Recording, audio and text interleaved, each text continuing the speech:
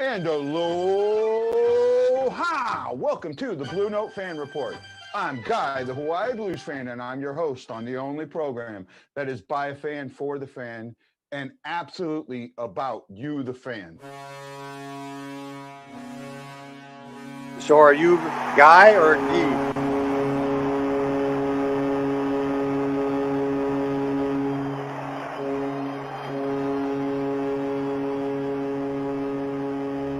Ed Danowski.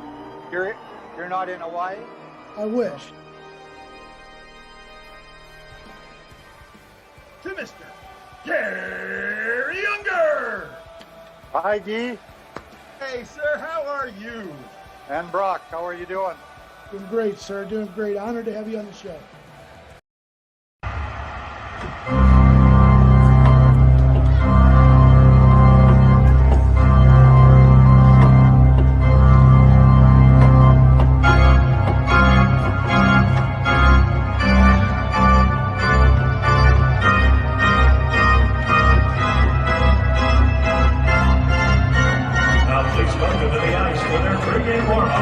Presented by Scott Credit Union, your St. Louis Fan Report. That's right. This is Guy, the Hawaii Blues fan, and I am here for the Fan Report. Got to try and tune that down so we can still hear it. Oh, so you can't hear? Okay, hey, let's go. It is hockey day. This is the show for those in the know. That's right. If you're in the know, you're watching this show. So I appreciate each and every one of you. Going to be a fun game tonight. Both Dallas and St. Louis have NHL heavy rosters. The goalies should play the full 60 minutes. This is the closest we're going to be to an NHL hockey game until opening night. And if you didn't realize, the Blues have a week off before they have opening night. So they will play on Saturday. They'll play their final preseason. Actually, they'll play it on Friday, and then they won't play their NHL game until the following Saturday in Colorado. Sorry, man, I kind of lost my space for a second. In Colorado. That's a lot of time to not be playing some hockey. We're going to talk about a few different things, but leading off, we're going to talk about Robin Lanier. If you do not know what's going on, a couple of days ago, Robin put out a tweet that said, basically accused members of the Philadelphia Flyers coaching staff of giving players prescription medicines to treat insomnia and anxiety, and basically called out that organization. He also called out the Sabres organization for the handling of Jack Eichel, saying, when he had a broken bone there, that they did the same type of thing, that they wanted to go against what everybody else did. This is interesting, and this is something that the NHL is paying huge attention to. He had an interview with the NHL. There was a story about it on the Athletic. This is not something that we didn't know about, okay? This is one of those head in the sand things. This issue with players and prescription medications goes way, way, way back. Jim Thomas just tweeted something. Line pairing starting in pregame. Neighbors O'Reilly Perron, Kairu Shin Bushnevich, Todd Thomas Terashinka, Joshua Brown Costin, Scandella Pareko, Krugfolk, Mikhail Prunovich, and Bennington let him out. That's right. So how many of you, I want to go back to, and I want to see if I get this right. I think it was the Nagano Olympics in 94. Might have been 94 in Japan. I know I was there then. there was issues before they went to that game about some of the medicines that the guys took on a regular basis because they weren't allowed in the Olympics, right? Cold medicines and other things. There was a lot going on there, and it felt like the NHL took a little bit of a round turn on this, but it really hasn't. Again, the fact that Robin brings this out and that it's all of a sudden a big deal, and that the NHL is really listening. Again, how did you have a blind eye to it to begin with? Right? This is absolutely something that's been around for decades, goes way back. And not only that, NHL players, they are not immune to drug and alcohol abuse. They deal with this stuff just like anybody else does. Robin is looking at what he says is the mental health of the players, and I'll always stand up for that. Bravo. Did he go about it the right way? That I don't know. To be honest, I'm not completely sure that he went about it the right way. I think that coming out on Twitter like that, it puts a lot of emphasis on it, but it puts it in too much of a negative light, right? And actually, one of the things that has come back on this, I mentioned painkillers, Mary. One of the things that have come back on this is, well, he's got some mental issues. He's dealing with that whole thing. Hold on. See, this is right there. Matt, you just hit the nail on the head, right? The whole Leitner thing is just him trying to get attention. I don't want to dismiss his mental issues, but he could easily have went to his front office, player association, or even Bettman himself. Yeah, but would he have gotten the issue out front? None of those three places brings the issue front and center. I think something better than doing putting tweets out. See, and again, Matt, I don't want you to I don't want you to think that I'm pegging on you, bud. Okay. But your statement right there, I don't want to. I hope you still have your love for me, Matt. But your statement right off the get-go dismisses his mental issues. It does, right? When a whistleblower blows the whistle, it's usually because they've went and said things at other levels that were not listened to. I think the better way for him to do this is to get an Elliot Freeman or a Zeisberger or a Panger or one of those guys and do a sit-down interview with them to cover this. I think you would have done better. And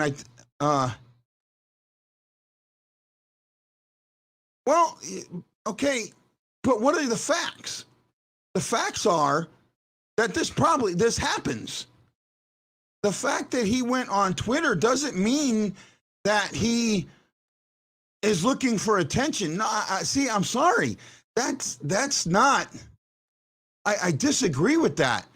This is one of those things.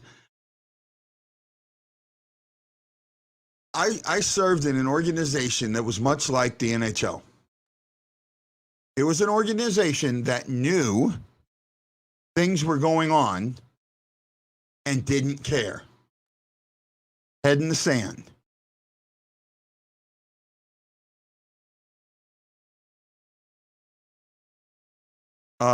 He was on Cam and Strick, and even Jansen didn't back him on this. Mary says players play hurt. We all know. Yeah. I guess, you know what, Wendy? Absolutely. Let me send you a link, buddy. Look for a link from my account, bud. My main account.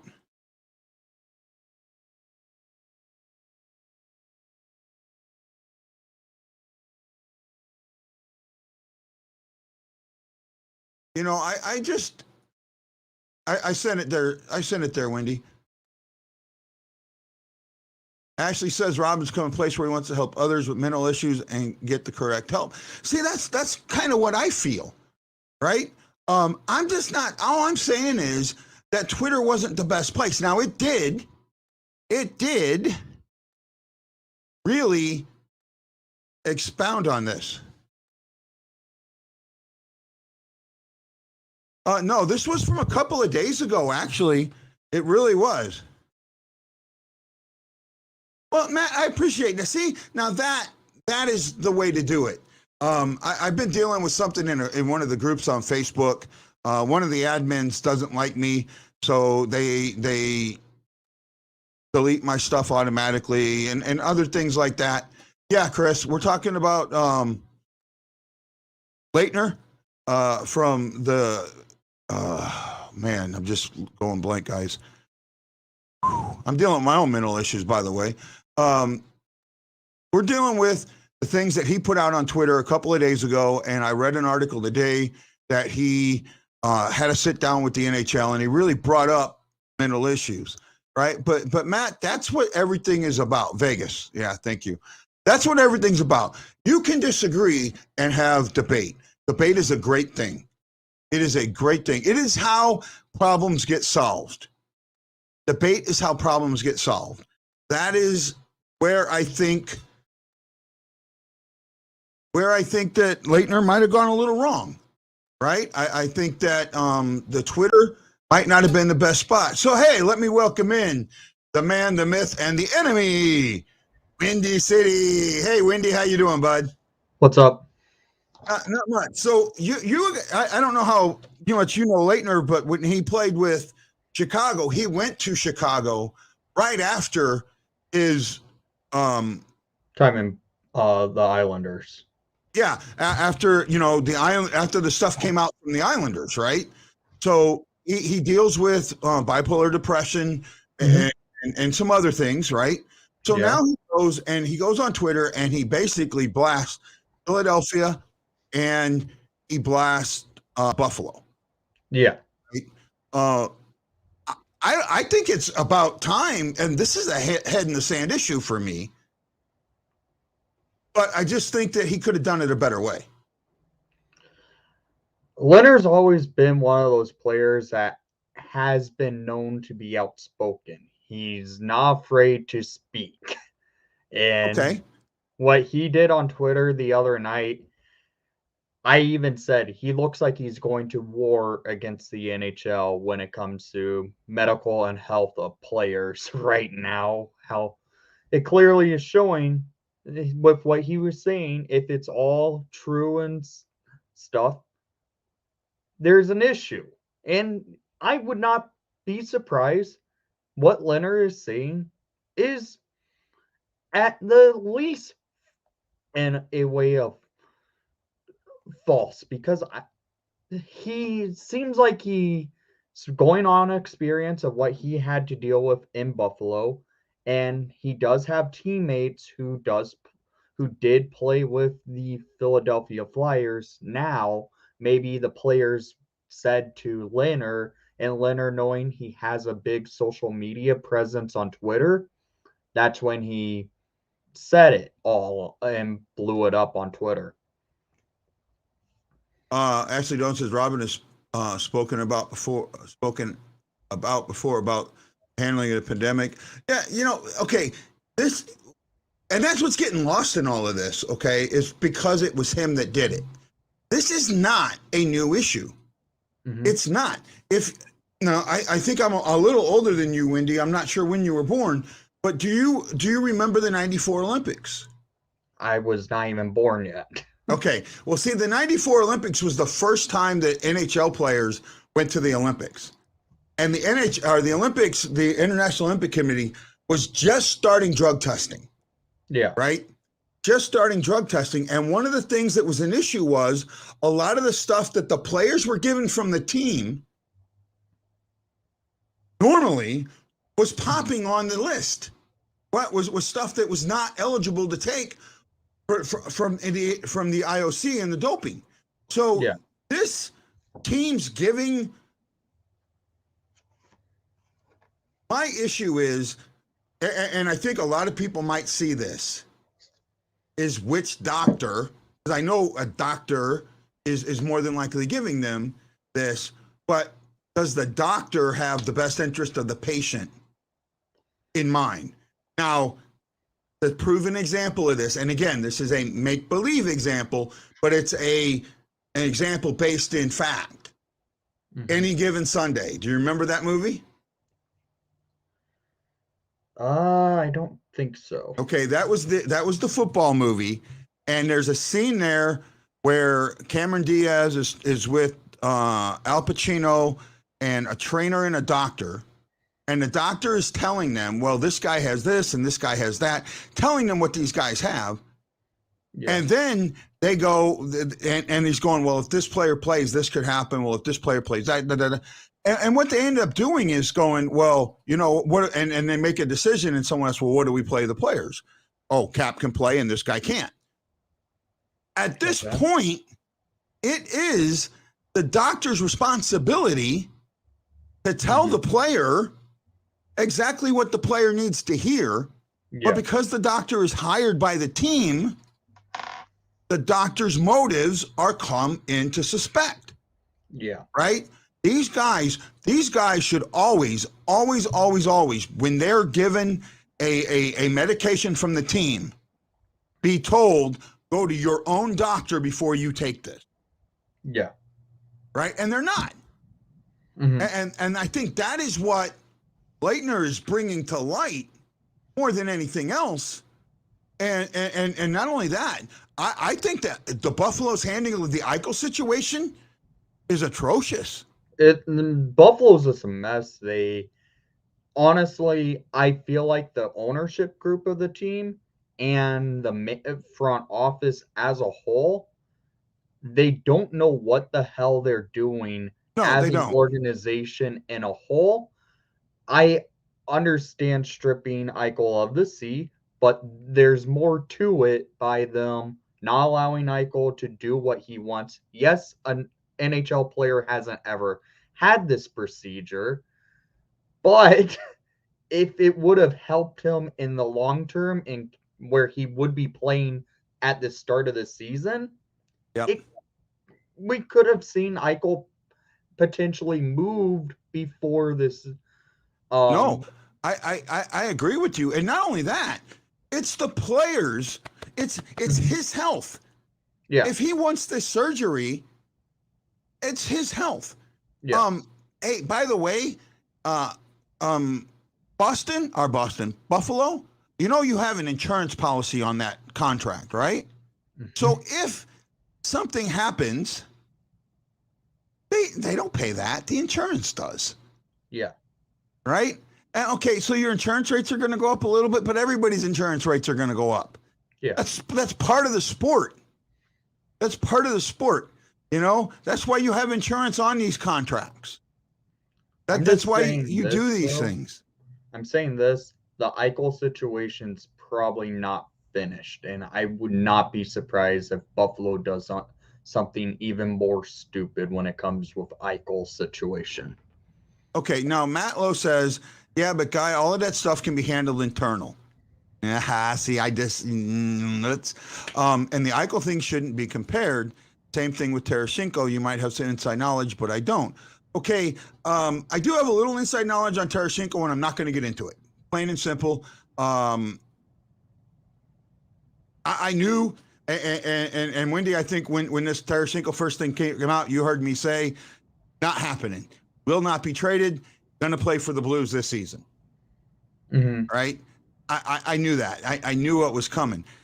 When you talk about things being handled internally, every time something like this is handled internally, something bad happens. Yes. Right? Something bad happens.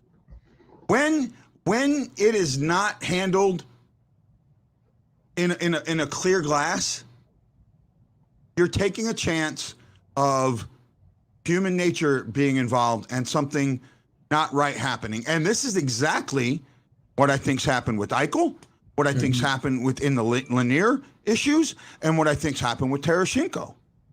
Yeah. Right? If this was handled a little bit better up front, right? Maybe maybe the Tarasenko narrative isn't what it turned out to be, right? Writers, including myself, are supposed to write objectively. Do you know how hard that is? It's very. Writing objectively about a sport is damn near impossible. Right? I put out an article today, and if you read the article, the first 3/4 of it has a negative tone. Well, that negative tone was the negativity that I was feeling about my life around me. Not my negativity towards the team or towards anything else. I left it there because that was me at the moment. But after talking to somebody, I was going to have a little bit more positivity. And the last third of it has a more positive tone. But that is part of what happens. And I applaud Robin for bringing this out in the open. I just think that if he'd have done an interview with one of the major guys, says, hey, can we do an interview that you can play right away? Or something like that. Or something you can write about right away. You know, and then again, maybe he did go that route and there was no one that would go for it. Hey, yeah. Robin, next time I'll put you on. Say what you got to say, bud. That's how I feel it. I can understand where you're going there. Okay. He says, well, you can't tell me Ray and staff didn't do everything possible for Tarasenko, though. So what's the reason for calling him out that can be misconstrued? First of all, he never called out Ray and that medical staff. He called out the Barnes doctors, the surgeons, not the team medical staff. See, that's what's misconstrued right there. Oh, he's calling out Ray. No, he's not. He never called out Ray. He called out the guys that operated on him, and they were not team doctors. They were Barnes surgeons. Right there, bud. You already see what was misconstrued. Right there, right? He never called out Ray or any of the Blues medical staff. He called out the surgeons that were hired by the Blues to operate on his shoulder. Now, there is one thing that I've been told, and possibly it's right, that these guys could go to their own doctors. Well, in doing that, that might be that there sometimes can be misconstrued as, oh, there's no trust. There's no trust. Oh, Ryan, that's jersey is actually kind of interesting. He's talking about your 333 and the third. The Pat Foley jersey? Yeah, the Pat Foley. Pat Foley was an announcer for the Blackhawks, correct? He is the play-by-play man. This is his final season for the Chicago Blackhawks. He will be retiring after this season. Yeah, there you go. So that's what that one is. I liked when I heard that story. I can't get that out of my head now. It's 333 and the third. Yep. So hey, that's fine. See, you did that to me. That jersey's is special to have just because it's unique. You don't see jerseys with more than 2 numbers on it, and it's a legend to Chicago sports and one of the best broadcasters in the game. He's a Hall of Famer for a reason. Yep. And that would probably be the same if we did something for Dan Kelly or and I'm trying to Ken Wilson. You know, Ken Wilson in St. Louis for the longest time was an absolute legend. So no, I'm with you, man. And it's sad to see some of these older guys go. You hope that the young guys can come up and really continue with what they're doing. There is someone that the Blackhawks might have in line who I would not mind seeing, and it's their radio play-by-play man and John Weideman, who's actually very good at play-by-play. Okay, Mimlo, let me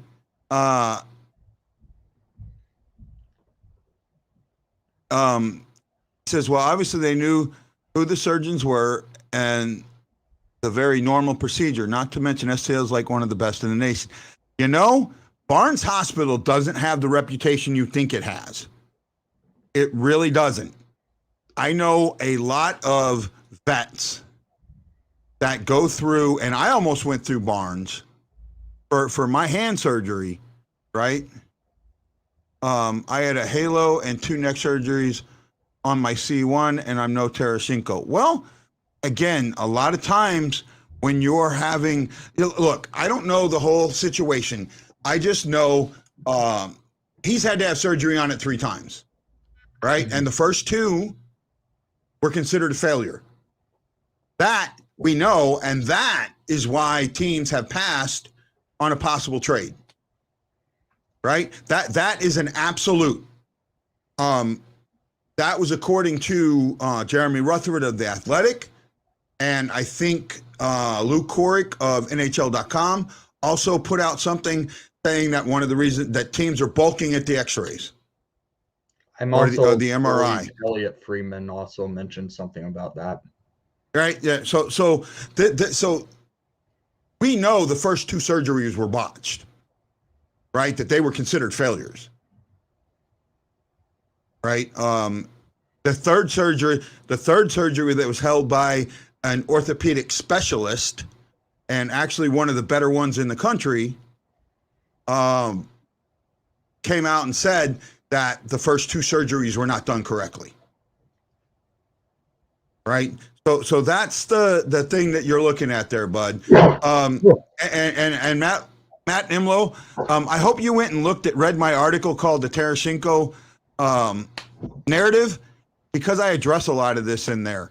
And actually this thing with Tarasenko, I don't know if I'll get Wendy back, but I want to ask, I would love Wendy to get in on a discussion with me, right? What's up? In 2011, when the Hawks won the Cup, or 2010, right? Mm-hmm. They got back in 2011, right? And no, lost. No, we lost in the first round to Vancouver. Okay. Was everybody there? Now, what moves did Chicago make after that first round loss to Vancouver? Well, after the Stanley Cup in 2010, the Hawks ended up having a remainder of about, if I remember correctly, about 10 players remaining from the 2010 roster, because salary cap hit them. They lost Bufflin, they lost Ladd, they lost quite a bit of players. Then after 2011, a lot more turnover happened, and they were starting to show that the cap is really hitting them. But then they had a lot of younger players and Rockford come up, and that's how they end up winning the next 2 in 2013 and 15. Okay, well, see, I think Blues fans are blinded by the Cup. I really do. They will not hold Bennington.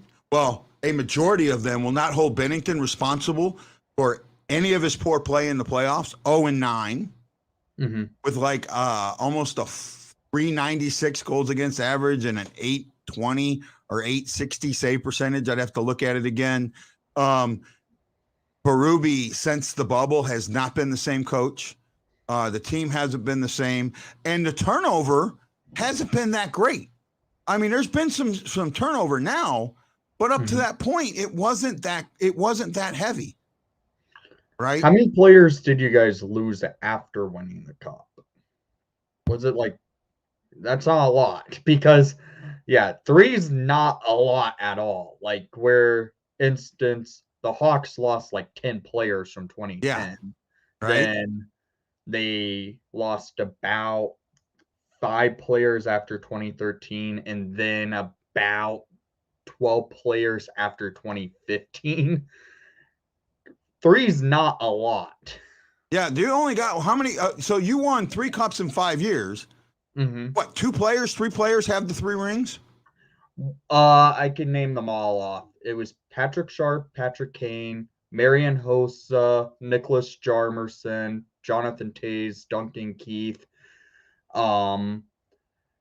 and Brent Seabrook with the 3 rings. Then Corey Crawford, Andrew Shaw, Dave Bolin, Christopher Stieg with 2 rings. So you got 7 guys that were there for the whole run. Yes. That's not a lot. Yeah. No. So that goes to show you that just because you win a cup, you don't keep everybody. No. Right? You make tough decisions. Mm-hmm. You retool. You find the right talent, and you move on. Now, Yeah. Ashley Jones says, and you aren't holding the rest of the team accountable for not playing in front of him. A team defense wasn't all the problem, right? This wasn't like the guy was getting left hung out to dry time and time again. There were a lot of I get what you're saying, Ashley, but okay, here we go. Let's take the sweep away. Let's look at the bubble playoffs. He was 0 for 5. Well, 0-4-1. Allen, who we chased out of town, was 2-1. So right there, that defense played for Allen. That defense played for Allen. What? And then you go back. That last second goal, I'm sorry, that was on Bennington. He was out of position. Had he been in position for a puck behind the net and not over on the left-hand side instead of center, that puck doesn't go in. That game goes to overtime. Who knows what happens? Right? That's a huge moment. Mm-hmm. Right? He gave up, I think it was 7 to Vegas 2 nights later. And then Dallas goes into OT and he gives up an OT goal. 5-on-3 or 3-on-3, that's on the goalie. That's on the goalie to make the stops. There's no defense 5-on-3 or 3-on-3, right? Yeah, it's just rush hockey, basically. Allen's not doing great for Montreal. He's doing okay. His numbers are below 500. She says, why couldn't the forwards also score? It was a team failure, not just goaltending. Or was it a system failure? A system that failed them that created a lot of this. So there's other things. And I get what Ashley's saying, but Ashley, you have to put some of the blame on Bennington. He's got to take some of the ownership, and they don't want to. Yes, the game is on radio. It's on ESPN. In fact, it should be starting right about now. Wendy, you going to be available today, or is this the only time I got you? I should be available. Okay, so look for me to come online, and then Okay. I'll send you the link early, but that doesn't mean that I'll be on. Okay. Okay. So hey, everybody, I'll see you at the first intermission show. This is Guy the Y Blues fan, and I know Nick's not doing this, but you got to know that I'm bleeding blue with you. I love y'all. I'll see you at the first intermission.